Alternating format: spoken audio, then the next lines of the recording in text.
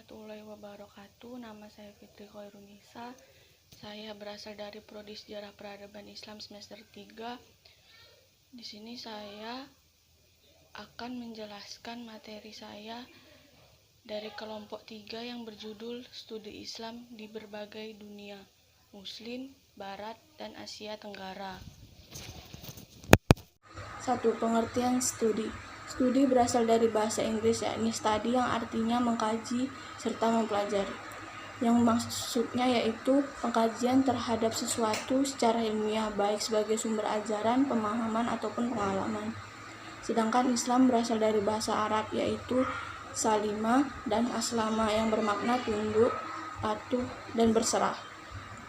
Secara harfiah, studi Islam merupakan kajian mengenai hal-hal yang berkaitan dengan Islam sebagai usaha sadar dan sistematis untuk mengetahui dan memahami serta membahas Islam secara mendalam. Studi Islam di dunia Muslim. Tradisi Islam dalam dunia pendidikan institusi pendidikan tinggi dikenal dengan nama Al-Jami'ah. Institusi pendidikan tinggi ini telah melakukan beberapa pembaruan dalam beberapa waktu silam dari madrasah menjadi universitas. Menurut Az-Zumadri Azra, madrasah maupun Al-Jami'ah memang sebagai pendidikan tinggi yang tak pernah menjadi universitas yang difungsikan semata-mata untuk mengembangkan tradisi penelitian bebas nalar saja. Hal ini terdapat di Eropa pada masa modern, yang akarnya dapat dilacak dari Al-Jami'ah, yang ditegaskan oleh Stanton berdasarkan penelitian Al-Maqdisi pada tahun 1981 dan 1990 hingga abad ke-18. Dalam sejarah Islam, madrasah dan Al-Jami'ah diabadikan untuk ilmu keagamaan dengan penekanan pada bidang fikih, tafsir, serta hadis ijtihad. Walau diberi ruang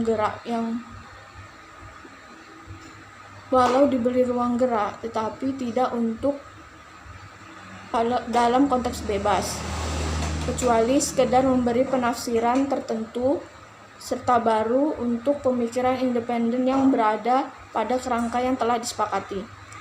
Di dalam catatan sejarah ada 4 perguruan tinggi yang menjadi kiblat pengembangan studi Islam di dunia Muslim yang diikuti oleh para orientalis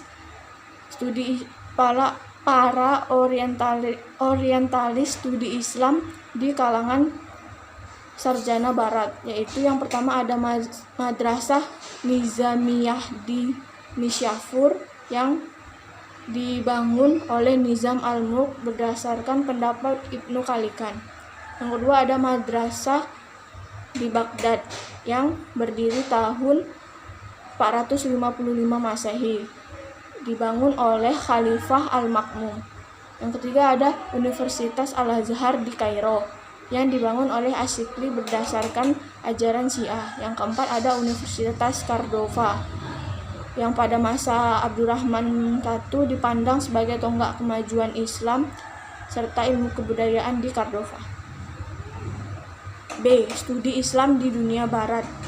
Dunia Barat melakukan studi Islam melalui penerjemahan manuskrip berbahasa Arab ke dalam bahasa Latin sejak abad ke-13 hingga masa Renaissance di Eropa di abad ke-14 oleh ilmuwan Barat, menjadikan sebagai faktor kemajuan Barat. Kegiatan penerjemahan manuskrip ini paling menonjol terjadi dalam bidang filsafat, sehingga muncullah aliran-aliran baru seperti skolastik, rasionalisme, serta empirisme. Kegiatan penerjemahan ini juga membuka dunia Barat dalam mengembangkan penelitian di bidang ilmu pengetahuan. Kegiatan penerjemahan ini mendapat dukungan dari Kaisar Dinasti Romawi yaitu Raja Frederick. Raja Frederick dikarenakan kegigihannya yang sangat kuat dalam bidang manuskrip ini, beliau dapat membangun beberapa perguruan tinggi di Italia seperti Padua, Florence, Milano, Venezia, Oxford, dan Cambridge di Inggris, serta ada Sorbonne di Prancis dan Tübingen di Jerman. Kegiatan penerjemahan ini telah membuka jalan bagi bangsa Barat dalam mengembangkan penelitian di bidang ilmu pengetahuan studi Islam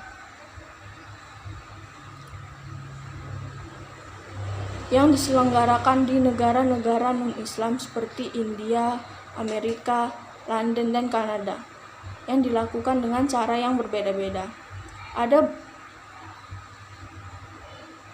yang mengkaji berdasarkan doktrin, ada yang mengkaji berdasarkan kebahasaan serta kebudayaan Islam saja. Namun sebagian besar dari mereka mengkaji Islam itu berdasarkan sisi sejarah dan sosiologinya. Jika ditinjau dari sisi sejarah, Jamali Sahrodi mengelompokkan studi Islam yang dilakukan oleh dunia Barat ke dalam beberapa tahapan. Yang pertama itu ada tahapan teologis, yang kedua ada tahapan politis, yang ketiga ada tahapan saintifik. Serta ada beberapa juga pusat kajian keagamaan yang telah diupayakan oleh kalangan sarjana dengan konsentrasi pada kajian Islam, yaitu yang pertama ada pusat kajian keislaman di Kanada, yaitu dilakukan pertama kali di McGill University dengan tokoh utama Wilfred Kenwill Smith. Yang kedua ada kajian Islam di Amerika. Studi Islam di Amerika menekankan pada sejarah Islam, bahasa, dan ilmu sosialnya dengan menggunakan beberapa komponen, yaitu doktrin agama Islam, bahasa Arab, serta bahasa-bahasa non-Arab seperti Turki dan Urdu. Yang ketiga ada kajian Islam di Belanda. Di Belanda, Islam dan bahasa Arab menjadi objek studi universitas, khususnya Leiden. Dalam mempelajari studi Islam, bahasa Arab terdapat 3 motif, yaitu sebagai penyiaran agama Kristen di daerah Islam. Yang kedua ada mempelajari ilmu kedokteran, serta yang ketiga itu ada sebagai pembantu dalam studi linguistik, khususnya dalam bahasa Ibrani. Yang berikutnya itu kajian Islam di daerah Jerman. Studi Islam di Universitas Jerman ini berada di bawah Fakultas Seni. Yang kelima, kajian Islam di London yang digabungkan dalam School of Oriental and African Studies yang termaksud ke dalam fakultas mengenai studi ketimuran dan Afrika. Yang keenam itu ada Islam di Chicago University. Faktor pendorong bagi Chicago University untuk membuka kajian Islam ini karena di Amerika sendiri sudah marak kajian Islam dengan tokoh cendekiawan Muslim saat itu yang terkenal, yaitu Fazlur Rahman. C. Studi Islam di dunia Asia Tenggara. Asia Tenggara merupakan kawasan yang terdiri dari beberapa negara dengan latar belakang suku, ras, budaya, dan agama yang sangat berbeda. Oleh karena itu, dengan adanya perbedaan ini, maka perkembangan Islam di Asia Tenggara mengalami dinamika yang unik, serta watak dan karakteristik yang sangat berbeda dari Islam di daerah Timur Tengah. Hal ini mempengaruhi bentuk pola pendidikan Islam di Asia Tenggara yang menerapkan konsep pendidikan di zaman Rasulullah.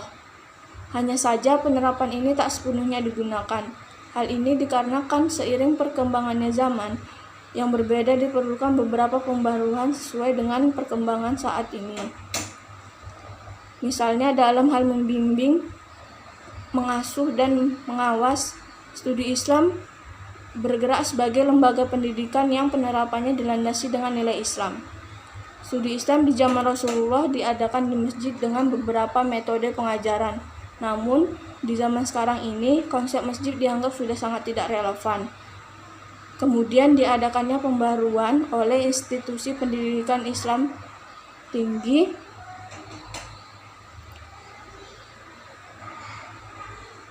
dengan melahirkan konsep KAN, yang merupakan konsep perpaduan antara sistem pendidikan Islam dengan asrama bagi peserta didiknya.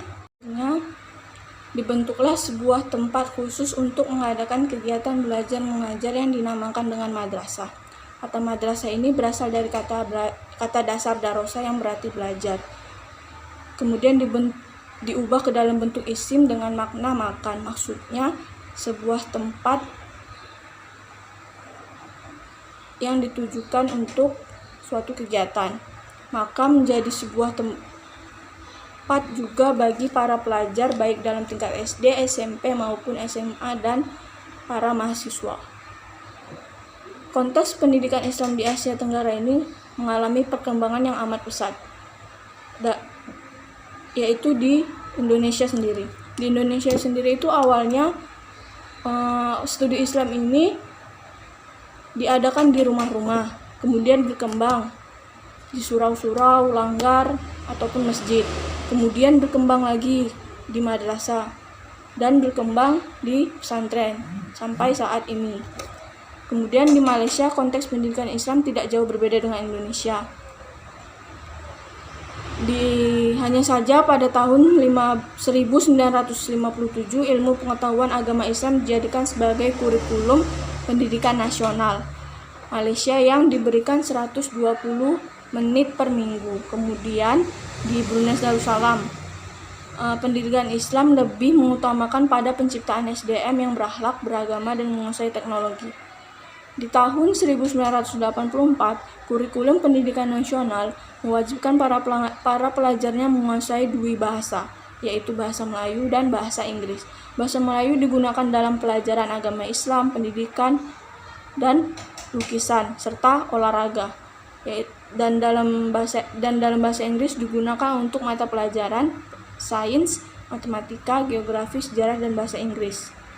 Sedangkan di Thailand, tepatnya di wilayah selatan yaitu Pattani, awalnya menunjukkan perkembangan pesat baik dalam segi persetujuan pemerintah maupun rakyatnya. Namun seiring berjalannya waktu tak mendapat dukungan penuh dari pemerintah. Hal ini tak mempengaruhi wilayah Pattani untuk terus mempertahankan pola pendidikannya dengan mengelolanya sendiri. Perkembangan pendidikan Islam Pattani ini terlaksanakan dengan sistem pondok tradisional dengan corak dan tingkatan masing-masing. Hasil dari penjelasan materi saya, lebih dan kurangnya saya mohon maaf. Assalamualaikum warahmatullahi wabarakatuh.